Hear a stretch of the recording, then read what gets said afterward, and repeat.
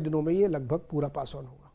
जी नीरज, तो यहाँ कुछ कर तो सकते नहीं है, झेलना पड़ेगा। लेकिन क्या अगर अंतर्राष्ट्रीय बाजार में भाव नीचे गए तो इनमें फिर बाद में कमी होती हुई भी दिखाई देगी?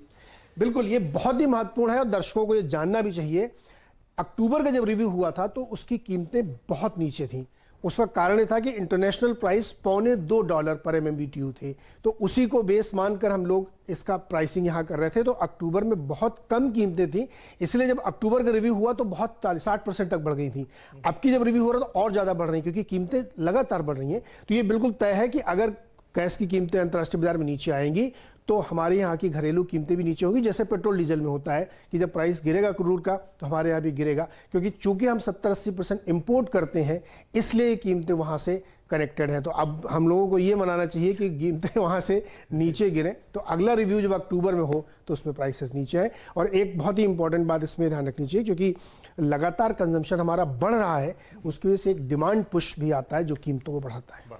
बिल्कुल। तो खैर फिलहाल तैयार रहिए बढ़ी हुई कीमतों के लिए, महंगाई के डोज के लिए, और दुआ मनाइए जैसा नीरज कह रहे हैं कि अक्टूबर में जब रिव्यू हो तो ये सामान्य कीमत पे पहुंचे और एक बार फिर सस्ती गैस और उससे जुड़े तमाम जो कास्केडिंग इफेक्ट जिसकी बात हो रही है वो थोड़े कम होते हुए नजर आए। राहत की बात हो। बहुत शुक्रिया नीरज जी इस अपडेट के लिए। इधर पहले से ही पेट्रोल डीजल की कीमतें लगातार बढ़ रही हैं। 9 दिनों में 8 बार पेट्रोल और डीजल के दाम बढ़ गए हैं। 10 दिन में अंदर ये दाम करीब 5 रुपए तक बढ़े हैं। दिल्ली में 1 लीटर पेट्रोल अब 100 रुपए के पार है और मुंबई जैसे शहरों में इसकी कीमत अब 110 रुपए से भी ऊपर है।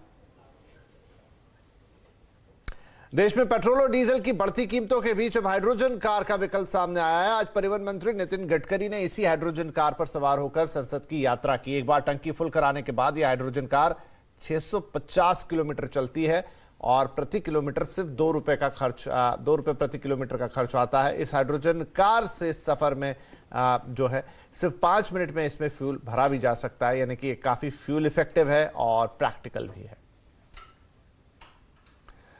लेकिन अगर हम बात करें ईवीज की तो वहां थोड़ी निराशाजनक खबरें लगातार आ रही है। ओला इलेक्ट्रिक और ओकिनावा की स्कूटर में आग लगने के बाद अब एक और इलेक्ट्रिक स्कूटर में आग लगने की घटना सामने आई है। हैदराबाद की प्योर ईवी की स्कूटर में चेन्नई में आग लग गई। कंपनी ने आग लगने की घटना की जांच कराने की बात कही है। वहीं एक के बाद एक लगातार इलेक्ट्रिक स्कूटर में लगती आग को लेकर संसद में चिंता जताई गई है। संसद में इलेक्ट्रिक स्कूटरों की सेफ्टी को लेकर सवाल उठे हैं। इस पर परिवहन मंत्री ने कहा है कि जो ग्लोबल सेफ्टी के तरीके हैं उसे भारत में भी अपनाया गया है। For the new electric two-wheelers, electric three-wheelers, electric cars, already we have taken decision about the quality, and where we are very much punctual about how we can maintain the safety of the people. And already as far as the star rating, the electrical manufacturer also supposed to make their vehicle up to that standards. And whatever the international standards available in the world, on the same standard, they have to manufacture the vehicle. Either it is electric, either it is petrol, either it is diesel, or either it is on green hydrogen or any fuel they can use. But the safety standards are already fixed.